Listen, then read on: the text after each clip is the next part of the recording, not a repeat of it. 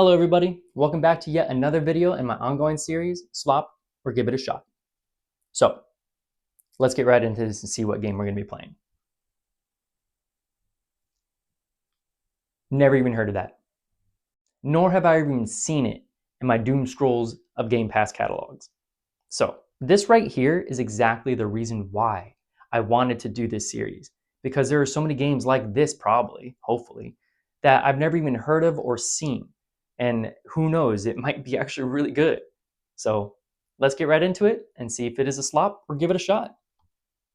Pentiment is a game that was developed by Obsidian Entertainment in November of 2022. So it's a fairly new game compared to the other games we played so far in this series. To start things off, I really love the look of this game. It's got this old religious text look to it, and it really heavily leans on it. Like when you leave an area, the pages turn and oh my god. It also has the option in the beginning to choose regular text or stylized text. And I'm very happy I chose the stylized text. I can't read it. Not really. But I can't even read the regular text, honestly.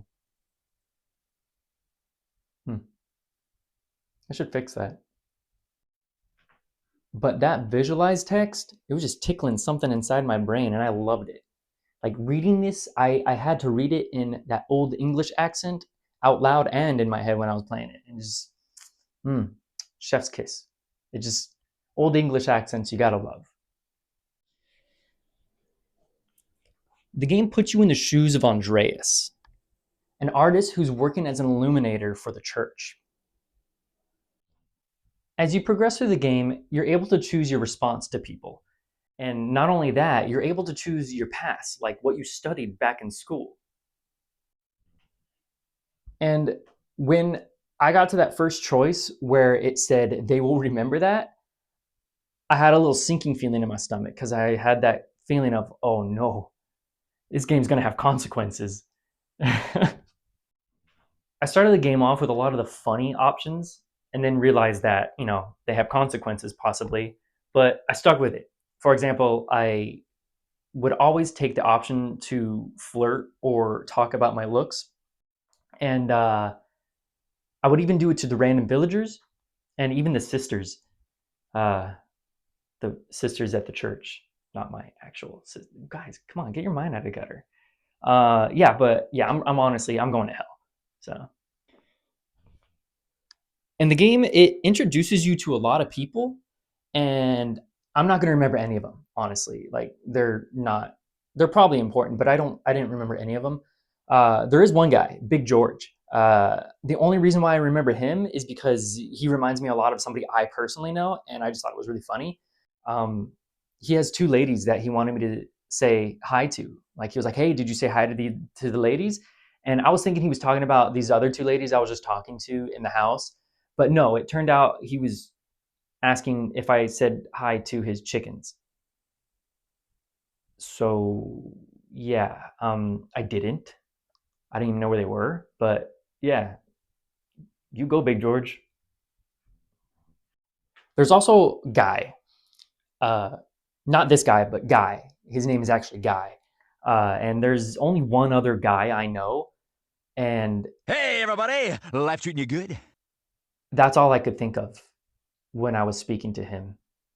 So my mind kind of went off on a tangent when I was speaking with him. I don't even know what he was talking about, but yeah, that guy. I honestly didn't get too far into the game, whether me being too busy talking to random villagers or the map was just a little confusing to understand. I did get it really quickly, but it was a little confusing at first.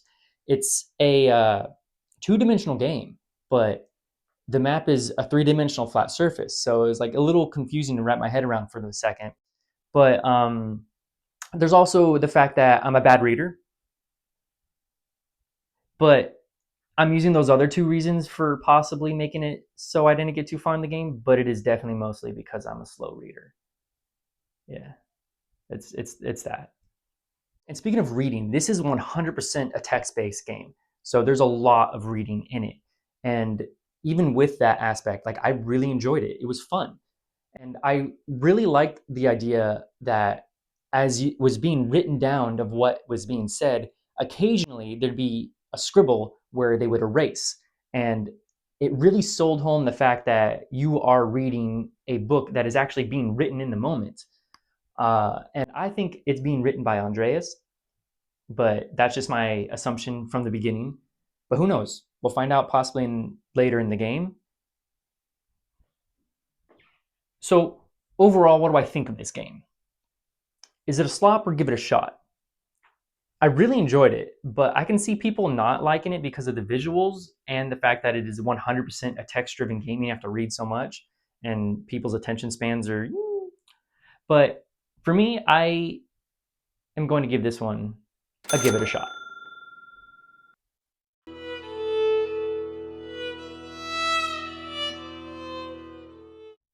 Okay, I'm going to be honest with you guys. You probably noticed in the thumbnail that there's two blurred out games, and that's because there are two games in this video, obviously.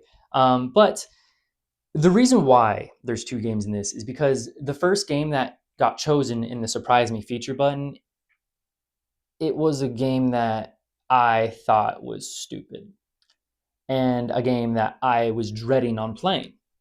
So let me get dressed for the attire of this game and we'll talk about it more. That's right.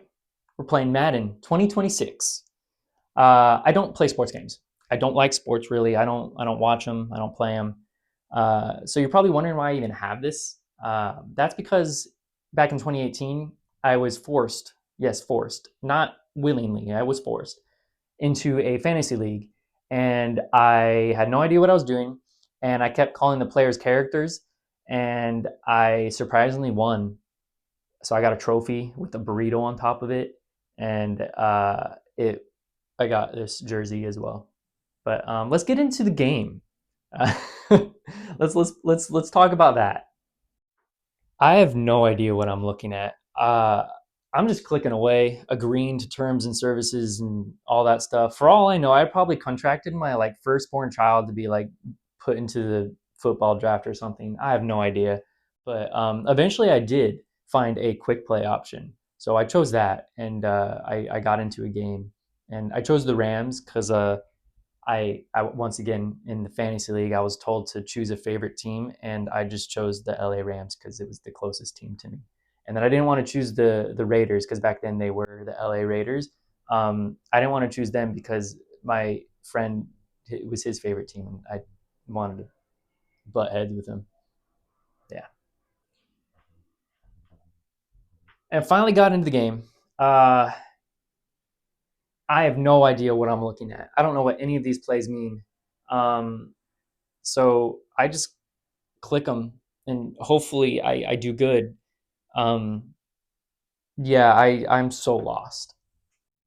And it gets to the point where like I'm so confused. I'm not only playing against the other team, like the AI team, but I'm playing against myself because I choose a play thinking that like I'm gonna like kick the ball or something like that, but I accidentally chose the one that I'm running with the ball. And so I end up having the ball in my hands, not knowing what to do, and I get tackled and I lose that round, the quarter, the play, duct tape.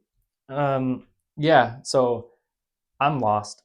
And then like I see that like the game pretty much plays itself. Like I don't even really need to do anything.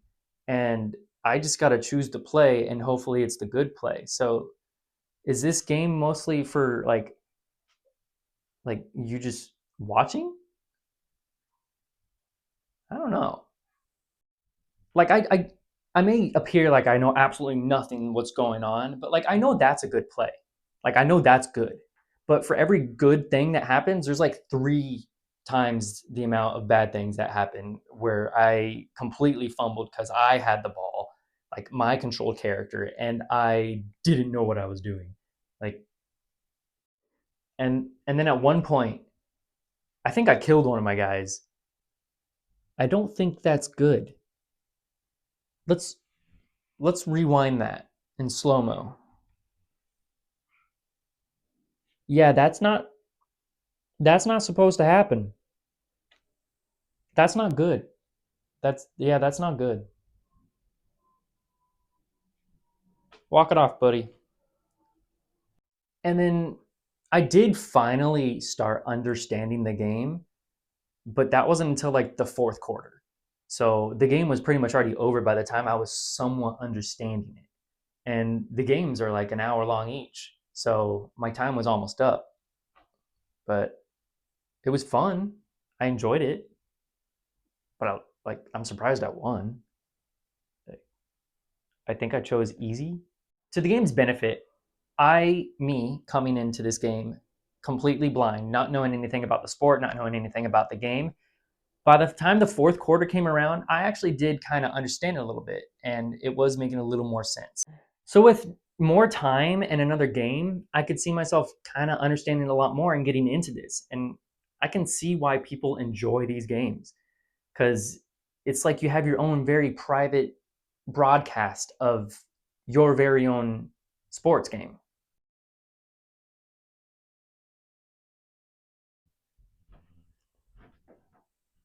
And so the game overall, for me, I don't do sports. I don't play them. I don't watch them. So for me, this game would be a slop game. But I can see what the game is and what it's doing, and I can appreciate that for what it is.